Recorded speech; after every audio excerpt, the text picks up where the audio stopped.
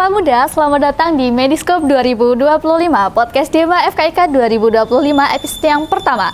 Nah, kali ini kita sudah berada di Polres Batu dan akan melakukan bincang-bincang tipis terkait kekerasan seksual. Jadi, jangan lupa untuk terus nonton dan stay tune. Kita sudah berada di dalam Polres Batu dan kalian yang masih menonton pasti sudah nggak sabar kan? Oke, kalau gitu langsung aja kita interview. Assalamualaikum warahmatullahi wabarakatuh. Halo Nakula Muda, selamat datang di Mediscope, Media Stetoskop Podcast Dema FKIK 2025 episode pertama. Ruang dengar yang membahas isu-isu kesehatan dan kemanusiaan dengan sudut pandang yang lebih dekat dan kritis. Akhir-akhir ini kita sering banget dengar, baik dari berita, media sosial, atau bahkan lingkungan sekitar, kasus kekerasan seksual yang terjadi, bukan di tempat asing, tapi di ruang-ruang yang seharusnya aman seperti kampus, organisasi, bahkan di antara teman kita sendiri. Mungkin kamu juga pernah mendengar cerita seorang teman yang mengalami atau justru kamu sendiri yang merasakannya. Rasa takut, malu, marah, semua itu nyata dan kamu nggak sendiri. Hari ini kita akan membicarakan informasi penting mengenai pencegahan, pendampingan, dan penegakan kekerasan seksual terhadap perempuan, khususnya di lingkungan mahasiswa. Kita akan belajar bagaimana cara menjadi bagian dari perubahan, bukan diam apalagi menyalahkan korban. Saya, Niki Selena, akan menemani kalian pada episode kali ini.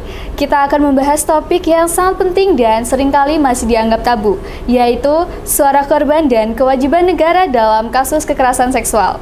Nah, pada Mediscope pertama ini, pastinya seru karena di mana kita sudah kedatangan narasumber yang sangat luar biasa dari tim PPA yang pastinya sudah lama terlibat dalam isu pendamaian korban kekerasan seksual. Selamat siang, Pak. Selamat siang, Mbak. Selamat datang dan terima kasih telah bergabung dengan Mediscope 2025 episode pertama. Bagaimana kabar Bapak? Alhamdulillah baik. Gimana kabarnya? Baik, Pak. Oh iya. Mungkin bisa perkenalan terlebih dahulu ya, Pak? Oh iya. Saya nama Dedi Purwanto, pangkat Ibda. Saya dinas di unit PPA Satreskrim Polres Batu. Saat ini untuk kegiatan sehari-hari berada di Polres Batu. Mungkin itu. Baik, kalau boleh tahu apa kesibukan Bapak akhir-akhir ini ya? Untuk kesibukan saya akhir-akhir tetap sama seperti anggota Polri yang lain, melaksanakan tugas dan kewajiban sebagai anggota Polri, melaksanakan penanganan perkara yang ada di unit PPA Satreskrim Polres Batu, program Kamtibmas, penegakan hukum dan perlindungan pelayanan pengayaman kepada masyarakat, khususnya di daerah Batu. Baik, sebelum saya memberikan topik diskusi kepada Bapak, mungkin boleh nih Bapak untuk memberi opening statement terkait poin-poin tentang bagaimana sih gambaran umum kasus kekerasan seksual yang terjadi saat ini, khususnya terhadap perempuan. Apakah ada pola atau tren tertentu yang cukup mengkhawatirkan? Perusahaan sampaikan Mbak, jadi di unit PPA Satreskrim Polres Batu di tahun 2025 ini kita saat ini menangani beberapa kasus kekerasan seksual. Ada tindak pidana kekerasan seksual, ada KDRT, ada persetubuhan anak. Nah, dari beberapa kasus yang kita tangani, kita melihat untuk trennya itu saat ini yang mungkin agak agak mengkhawatirkan adalah tentang itu, Pak, adanya penipuan yang untuk video seks body shaming itulah. Kenapa ada 3 pengaduan yang kita terima, ya, intinya dia merasa ditipu, dia sudah VC dengan seseorang, kemudian dia mengirimkan mungkin video atau rekaman dia tentang anunya pribadi, terus itu dari pihak laki-lakinya, dari pihak anunya itu untuk minta sesuatu hal, nggak sesuatu uang, seperti itu. Terus yang lain untuk kekerasan seksual yang kita tangani saat ini kebanyakan di usia dewasa, karena di Batu ini tidak ada perguruan tinggi. Untuk yang mungkin yang korban dari mahasiswa tidak ada. Sementara ini adalah anak sama kekerasan seksual yang sudah lulus dari SMA, yang sudah lulus dari perguruan tinggi, seperti itu, Mbak. Baik, penjelasan yang sangat jelas ya, sekaligus menjadi tambahan pengetahuan bagi teman-teman sekalian. Kemudian ini banyak sekali question list yang teman-teman panitia kumpulkan melalui beberapa media. Mungkin saya izin untuk membacakannya. Iya. Baik, untuk pertanyaan yang pertama. Sebagai mahasiswa yang juga bagian dari masyarakat kampus, sebenarnya apa sih peran atau kontribusi kita dalam mencegah terjadinya kekerasan seksual di lingkungan kampus? Saya pernah membaca di Permendikbudristek, awalnya itu Permendikbudristek nomor tahun 2019, sekarang diperbarui kemarin tahun 2024. Untuk nomornya maaf saya belum saya cek. Intinya di situ dari perguruan tinggi, dari sarana tempat pendidikan di tempat kuliah itu harus memberikan jaminan keamanan buat mahasiswa, buat yang berada di lingkungan tersebut. Terus juga dibentuk satgas penanganan kekerasan. Jadi seandainya mungkin ada yang jadi korban di lingkungan pendidikan atau lingkungan mahasiswa tersebut, bisa melaporkan ke satgas untuk ditindaklanjuti dari kampus atau perguruan tinggi dan dinaikkan disarankan untuk laporan ke pihak berwajib ke kepolisian. Mungkin itu, Mbak. Baik, untuk selanjutnya, kalau kita secara langsung melihat atau mendengar teman kita menjadi korban kekerasan seksual, langkah awal apa yang sebaiknya kita ambil? Karena kadang kita ini harus memulai dari mana itu kita merasa bingung gitu, Pak. Oke. Pertama, apabila kita mendengar ada teman kita menjadi korban kekerasan seksual, kita harus bisa menjadi partnernya, bisa menjadi teman yang mendengarkan keluh kesahnya. Jadi keluh kesahnya seperti apa kita dengarkan dulu. Setelah kita mendengar keluh kesahnya, kita sarankan untuk berani melapor. Entah itu apabila dia berada di lingkungan kampus, dia bisa melapor ke satgas yang ada di kampus. Kalau dia berada di rumah atau mungkin di tempat kosnya, bisa melapor ke RT setempat. Setelah dari penanganan dari satgas atau RT setempat, diarahkan untuk melaporkan ke pihak berwajib, ke Polres, untuk segera adanya penanganan. Karena apa?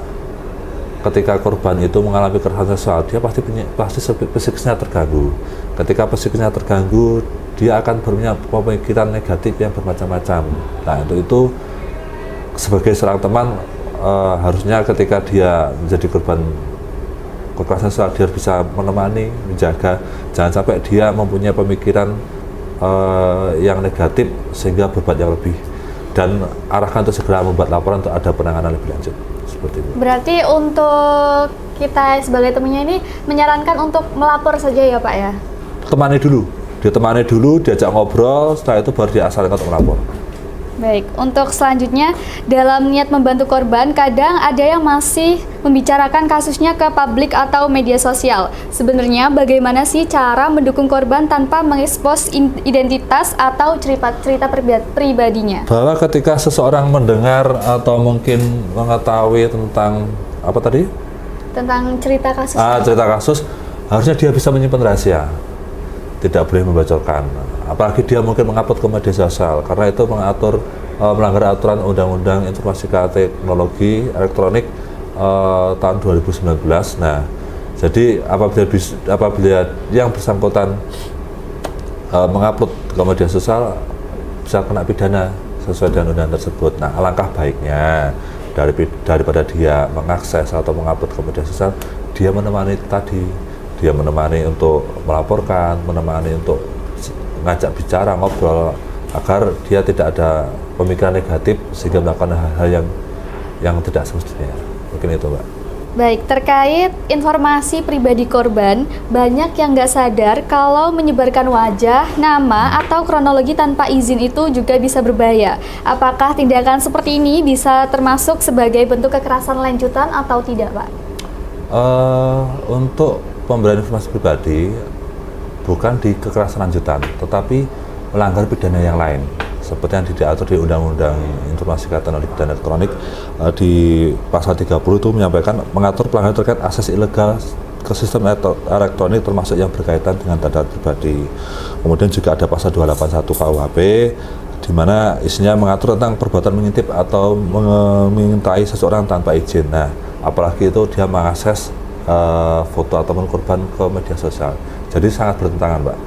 Bukan kekerasan lanjutan, tetapi lebih ke melanggar pidana yang lain. Seperti itu. Baik, lalu kalau kita bicara soal sistem yang lebih luas, menurut Bapak, kolaborasi seperti apa sih yang bisa dibangun antara masyarakat umum dan lembaga seperti kampus atau PPA untuk menangani kasus kekerasan seksual? Tentang kalau kita berbicara sistem ya,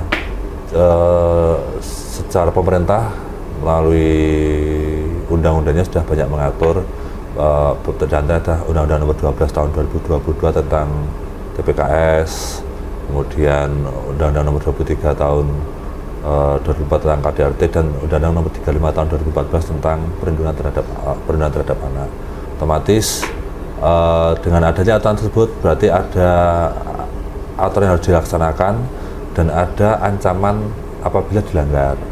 Nah, di situ tugasnya kepolisian untuk menegakkan aturan tersebut. Nah, terkait dengan sistem di pendidikan ada satgas tersebut, ada satgas penanganan kendaraan kekerasan seksual, ada juga mungkin dari dosen atau mungkin dari rektor yang mengawasi tentang satgas itu, kemudian dari masyarakat. Nah, terkait sistem itu ada saling berkolaborasi, di mana ketika ada seseorang menjadi korban, dia bisa dapatnya untuk mendapat perlindungan dari sekretariat, dari satgas, dan juga ada juga lembaga LPSK, lembaga perlindungan saksi dan korban.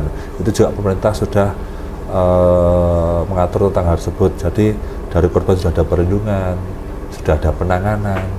Kemudian di KUHP yang baru, di KUHP 2023 juga diatur tentang restitusi, pengembalian ganti rugi hak korban apabila dia menjadi korban kekerasan seksual. Jadi sistem itu sudah berjalan di sini. Tinggal bagaimana kita untuk bisa saling mensupport, saling koordinasi, kolaborasi untuk bisa menjalankan sistem itu. Baik itu dari penerimaan pengaduan, penanganan sampai setelah adanya putusan atau mungkin pengembalian hak dari korban. Seperti itu, Pak. Nah, kadang kan muncul kasus yang awalnya suka sama suka. Ya. Tetapi kemudian terjadi paksaan. Apakah dalam situasi seperti ini korban akan tetap bisa melapor secara hukum atau tidak ya, Pak? Bisa, Pak. Jadi dari perkara kita tangani memang kebanyakan awalnya suka sama suka. Tapi ketika terjadi tindakan seksual itu terdapat unsur-unsur kekerasan seksual. Di antaranya adalah pelecehan seksual fisik, pelecehan seksual non fisik, pemaksaan kontrasepsi, pemaksaan perkawinan apabila ternyata dia setelah melakukan itu mungkin hamil tidak mau dinikah atau bagaimana, penyiksaan seksual, eksploitasi seksual, dan juga perbudakan seksual. Jadi bagi para wanita mungkin yang melihat ini, mending jangan sampai melakukan hal-hal sebelum dilangsungkan pernikahan. Berarti yang ditinjau ketika kita melaporkan itu tidak hanya perasaan kita waktu awal aja gitu, Pak ya. Jadi masih banyak lagi yang perlu diselidiki. Betul, masih banyak sekali. Baik, untuk selanjutnya, kalau ternyata pelaku ini adalah pacar atau teman dekat sendiri, apakah proses hukumnya ini akan berbeda dengan kasus lainnya atau tidak, Pak? Tidak, tetap ketika pelaku mungkin teman korban atau teman dekat, tetap kita akan proses. Perlu diketahui untuk kekerasan seksual mungkin minim sekali saksi. Karena apa? Karena pada waktu melakukan hubungan tersebut pasti tidak ada yang mengetahui atau mungkin melihat atau tidak ada saksi-saksi yang. Tapi di sini kita sudah kerjasama dengan Rumah Sakit Jiwa di Awang. Apabila dia menjadi korban, saksi yang ditambahkan, kita melakukan visum psikatrikum untuk melihat tentang kejiwaan dari korban sehingga bisa memenuhi untuk bisa dilakukan penanganan lebih lanjut. Seperti itu, Mbak. Baik. Nah, banyak juga korban yang takut bersuara karena trauma atau takut stigma. Nah, apakah bentuk perlindungan hukum yang bisa diberikan kepada korban yang masih ragu untuk melapor? Saya sarankan kepada korban untuk segera melakukan pelaporan. Jadi dengan dia melapor, pertama kita bisa melakukan penanganan tentang penindakan kasusnya. Di satu sisi lain kita bisa koordinasi dengan dinas sosial untuk memberikan perlindungan kepada korban, memberikan psikologis kepada korban agar dia bisa menghilangkan traumanya. Di satu sisi lain kita bisa koordinasi dengan dinas terkait yang ada di Pemkot untuk memberikan tempat yang nyaman, sehingga ketika dalam pelaksanaannya kita penanganan pemeriksaan hingga penyidikan, korban aman, dapat perlindungan dan juga mendapatkan ganti rugi dengan kita melakukan permintaan restitusi. Seperti itu, Mbak. Baik, mungkin bisa dijelaskan Pak untuk proses penanganan kasusnya secara singkat seperti apa kalau ada yang korban melapor tentang kekerasan seksual seperti itu. Ketika korban melapor untuk apabila jadi korban kekerasan seksual, dia bisa langsung datang ke Polres Batu, ke Polres terdekat. Nanti akan diterima, kemudian dilakukan pemeriksaan, dilakukan visum ke rumah sakit terdekat. Nah, setelah dilakukan visum, kita lakukan penyelidikan. Penyidikan ada serangkaian kegiatan untuk mengumpulkan bukti permulaan cukup ada tidaknya tindak pidana. Apabila kita sudah menemukan 2 alat bukti, kita akan meningkatkan menjadi penyidikan dengan mekanisme terkait seperti melakukan gelar perkara dan lain sebagainya. Ketika penyidikan sudah dilakukan, kita lampaui, kita akan menetapkan tersangka apabila memang sudah cukup bukti untuk dijadikan tersangka. Setelah itu kita lakukan gelar, apabila sudah selesai semua kita limpahkan ke kejaksaan untuk mendapatkan P21 untuk penanganan penuntutan di kejaksaan. Di kejaksaan nanti akan dilimpahkan ke pengadilan untuk dilakukan sidang, seperti itu. Kalau dari sisi lembaga atau negara, langkah-langkah preventif seperti apa sih yang sudah dilakukan atau sedang dirancang untuk mencegah terjadinya kekerasan dari usia dini? Untuk langkah-langkah preventif, kalau dari pemerintahan yang seperti saya sampaikan tadi sudah membuat undang-undang, peraturan. Dari kepolisian kita sudah melakukan sosialisasi ke tempat sekolah, karena di Batu ini tidak ada perguruan tinggi, kita sosialisasi ke SMA atau mungkin SMP. Kedua, selanjutnya kita melakukan kegiatan sosialisasi lewat medsos melalui akun Instagram yang ada Polres Batu atau sebagainya. Dan yang terakhir kita lakukan di televisi, di Batu TV. Pada waktu pernah kita melakukan sensasi di televisi ada di Batu, mungkin itu. Baik, apakah ada upaya kolaboratif antara PPA dengan lembaga negara, kepolisian atau organisasi lain dalam memperkuat suara korban dan mendorong penegakan hukum? Kalau upaya yang dilakukan adalah kita selalu intens kolaborasi, koordinasi ketika ada penanganan kasus. Seperti saya sampaikan tadi, ketika ada yang menjadi korban, kita koordinasi dengan dinas sosial, dengan P2T, P2A apabila itu korbannya adalah anak. Kita koordinasi dengan lembaga berorganisasi dan korban untuk permintaan restitusi. Kita koordinasi dengan kejaksaan untuk segera penanganannya bisa lebih cepat dilimpahkan dan juga dilakukan sidang. Jadi semuanya sudah berkolaborasi, sudah sesuai porsinya masing-masing untuk penegakan hukum di penanganan tindak pidana kekerasan seksual.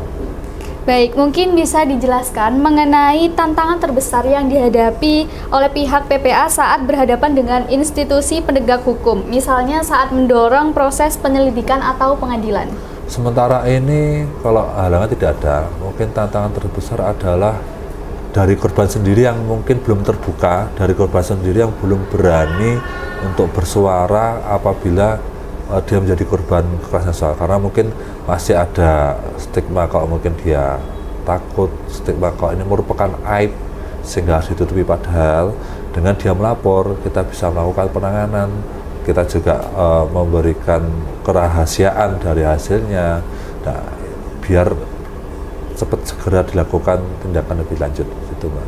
Baik, untuk pertanyaan yang terakhir, apakah bukti digital seperti chat, rekaman suara, atau foto bisa digunakan secara sah dalam proses hukum kasus kekerasan seksual? Sah, Mbak. Jadi di pasal 184 KUHP ada 5 alat bukti. Di antara itu adalah transaksi, ahli, surat, petunjuk, dan keterangan terdakwa. Nah, di petunjuk itu di antara mencakup seperti chat tadi, seperti rekaman bukti digital itu merupakan petunjuk. Jadi itu memenuhi unsur sah menjadi alat bukti untuk dilakukan penyidikan, pemeriksaan, dan dilakukan sidang. Seperti itu. Baik, mungkin karena keterbatasan waktu, pertanyaan tadi merupakan topik diskusi terakhir kita, dan sebenarnya kami semua, khususnya para nakula muda, masih ingin mengobrol panjang dengan Bapak, apalagi mengenai suara dari korban kekerasan seksual dan kewajiban negara. Sayangnya memang waktu cepat berlalu sehingga kita harus pamit undur diri. Terima kasih banyak Bapak. Sama-sama, terima kasih karena juga, Mbak. sudah ingin meluangkan waktu untuk menghadiri Mediscope episode yang pertama. Dan terakhir dari Bapak, apakah Bapak bisa memberikan kata-kata atau pesan singkat, mungkin sebuah motivasi atau closing statement untuk para nakula muda? Terima kasih atas waktu yang diberikan. Mungkin saya memberikan statement pertama, apabila kita sebagai masyarakat, warga negara melihat, mendengar, mengetahui ada yang menjadi korban kekerasan seksual, kita harus berani menyuarakan, berani melaporkan, berani menginformasikan agar korban bisa dilakukan penanganan, korban bisa diberikan perlindungan oleh lembaga, dan juga korban bisa mendapatkan haknya, hak berupa keadilan dari kasusnya maupun hak-hak yang lain yang sudah diatur menurut undang-undang yang berlaku. Dan kepada kaula muda yang lainnya yang mungkin bukan sebagai korban, saya berpesan untuk tidak melakukan seksual sebelum menikah. Mungkin itu aja yang bisa saya sampaikan pada kesempatan pada hari ini. Baik, terima kasih. Nah, untuk viewers jangan lupa ikuti terus sosial media Dema FKIK UIN Malang dengan cara follow Instagram, YouTube, dan juga TikTok Dema FKIK UIN Malang yang tertera di layar monitor. Kita belajar bahwa melawan kekerasan seksual bukan hanya soal berani berbicara, tapi juga menciptakan sistem yang berpihak dan lingkungan yang aman. Sampai di sini podcast kita, dan buat kamu yang lagi dengerin dan merasa butuh bantuan, jangan ragu untuk mencari dukungan, karena ingat, kamu nggak sendiri. Saya Diki Selena dan juga saya Dedi Purwanto. Mohon pamit dari Mediscope episode kedua, dan wassalamualaikum warahmatullahi wabarakatuh.